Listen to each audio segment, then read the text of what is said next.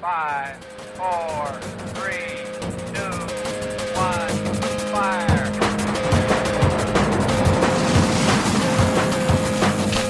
The only thing we have to fear is fear. Mile 18. This is Endurance Nation. Hey folks, did you know that you can help support the Endurance Nation podcast and keep us ad-free? We've got lots of sponsors, but rather than ask them for money, I want to get them to give you lots of great discounts and free swag even as well. So you can help us do just that by focusing on you, focusing on the content.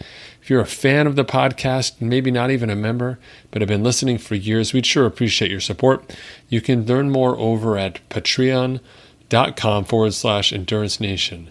That's patreon.com/Endurance Nation. There, you can sign up and donate a small amount monthly that goes to support this program and all the other free content that we produce out there. Thanks so much for everything. Now, on to our episode. Endurance Nation.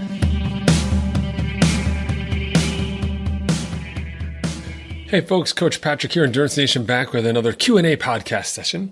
This is a chance where I sit down and answer questions that have either been submitted to me online, following the instructions here in our podcast description, or have come up in discussions with the team and the members as we go through the course of the season. And this question I think is really relevant to September, which is really a run-focused month. Not only do we start our run durability program here for all athletes, where we build progressively our run fitness that we're going to carry into the next season, but we also do fun stuff like our 100 Days of Running, which starts on September 22nd. You can find that information on Facebook at facebook.com/Endurance Nation. You can join the challenge there as well and be eligible to get some cool sponsor swag too. So the whole point of this running here is to really be intentional.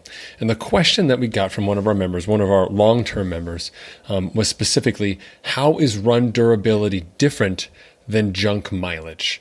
And I think it's a really great question. And one of the things that I love about the team is that we always have smart people asking questions that challenge the status quo. One of the biggest dangers of having a coach, a single coach, and having a relationship with just a single coach is that you don't have really the rapport, the back and forth, the challenges, the conversations that lead to not only better understanding, but hopefully better training protocols, better outcomes, which ultimately is how we operate inside Endurance Nation. And so this question I thought was really insightful. So let me give you my definition of both, and then we can sort of talk a little bit about the differences there. So the junk mile stuff for me is just running to run. I'm just running. I'd have a key workout, say on Monday and Wednesday, but Tuesday, I'm just running because it's Tuesday. I don't have anything on the schedule and I got to do something, so I'm going to run. To me, that's junk mileage where you're just running to run. Another additional example would be, for example, say you had a key main set part of your workout, which is how we operate inside the team. After you finish that workout, say in 45 minutes, you're done with the main set. Then you end up running for another 45 minutes, doing whatever, exploring a trail, hanging out with friends, doing something else. To me, that's junk mileage, right? It's not part of the program. It's not part of what you're supposed to be doing. It's just added time on your feet. It does not yield a specific outcome. Now, on the run durability side, we started that program as intentional strategy simply because we found that majority of our athletes, age groupers, simply were trying to do swim, bike, and run from their Ironman and triathlon experience, were not able to ramp up the miles safely to the level they needed to be at to be competitive at the level they wanted for the last couple weeks of their training, that race prep period. So what happened was people would be running, say, 15, 20 miles a week on average. 12 weeks out, they'd ramp that up to 35 miles a week, and they'd try and hold on for 12 weeks because that was what the program called for. Even though we had guidance in place for running, people simply hadn't started running early enough to become resilient enough to be able to handle the mileage. So what we effectively did for our athletes who enjoy the endurance challenges is we pulled the baseline run component out of the training programs and we drew the start line back ahead of where we would normally start our season. The normal start for our season is the out season, which the first one starts in November 2nd of this year.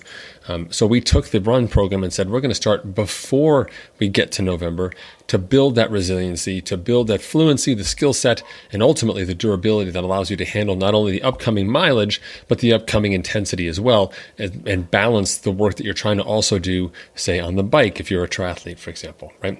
And so for me, the difference between run durability and junk mileage is the intent of the workout itself. So while they look similar on paper, and if you said I'm running 3 miles today at this zone, and the junk mileage side, you said I'm running 3 miles today in this zone, and it's the same workout, on the run durability side, it's intentional. It's the baseline level of our program. It's the heartbeat of what you're doing right now. You wake up every day in the fall inside Endurance Nation, and your top priority should be, what is my run workout for today so I can just get that done? Not priority in terms of what's the most important session we do, but it's the first thing we do. Essentially, what we're trying to do here with run durability is make running into a habit. It's just something you do. So it's great to be able to get up when I'm in run durability mode. I get up, I put on my run clothes, which are sitting next to my bed. I go downstairs, I turn on the coffee maker, I stretch lightly, etc. I go out for my 15, 20 minute, 30 minute run, maybe 2, maybe 3 miles of my run durability run. Come back, my coffee's waiting for me. I'm all done. I can get to work, plan my day, read my book, whatever it is that I'm going to do at the start of my day. But the run is done. Not run in terms of hard running, not run in terms of anything specific other than building run frequency and building run durability. On the junk mileage side, for me, those runs are just filling gaps. You don't have any plan associated with them. You just don't like not working out.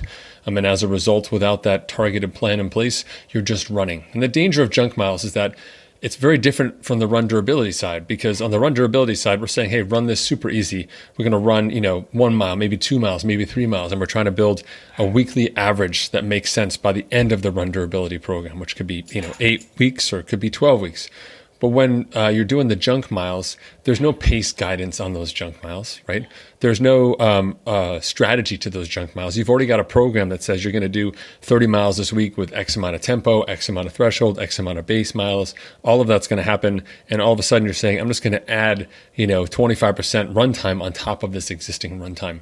And that's where things get challenging to me. So I wouldn't say junk miles are just endemic to running. I would say junk training is endemic to endurance sports when there's mileage that doesn't make sense. So for me, easy mileage earlier in the year as part of this run program makes sense to me. Lots of extra runs later in the year because you're bored, because you're tapering, because you just can't get to the pool today, so you're going to run another hour. That stuff to me is junk miles, because at that point in time of the season, we should be really dialed in. We should have some very specific goals. We're looking for key performances in our target workouts, and those extra miles don't add up at that time of year like they do now. So we think about run training as an investment.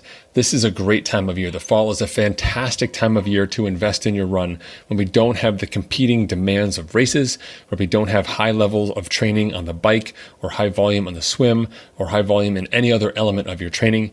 You can get back to basics. You can run essentially for fun. It's not about the pace or the speed. It's a chance for you to determine or develop even a different pace for running. Most people say they have one speed, and that's not true. Run durability will show you otherwise. You can also start working on your technique, your form, become a more mindful runner, because you're just focusing on the act of running itself. It's not like you're on a mission to hit a main set and a pace, or a main set and a heart rate number as well. In fact, we typically use paces and heart rates in the run durability side as a ceiling to stop you from overachieving. So for those of you who are intrigued or interested, you can head over to our website, endurancenation.us. For the month of September, we've got a webinar posted at the top that you can download and learn all about resilient running, run durability here inside the team. On Facebook, you can join our 100 Days of Running Challenge, where you can run 100 days if you like with some parts of the team, or you can simply create a plan to run something meaningful to you over the course of those last 100 days of 2020 as we put 2020 behind us. And then ultimately get ready for the rest of our season when we kick things off in the out season on November 2nd. I hope this message finds you healthy and well, and that you're excited to run this fall. This is the time to get it going. We want to start building that momentum, building the run habit, and that's going to help set us up for a great 2021. Thanks, folks, for tuning in. If you have questions, comments, feedback, please go ahead and post it on Facebook. If you want to submit your questions to me for a future Coach Q&A podcast, follow the instructions here in the podcast description. I'll be sure to get them and include you in the podcast as well. Thanks so much for tuning in. I'll talk to you guys soon. See you later. For more information about Endurance Nation, visit us online at endurancenation.us. The provided music is from the Podshow Podsafe Music Network. Check it out at music.podshow.com.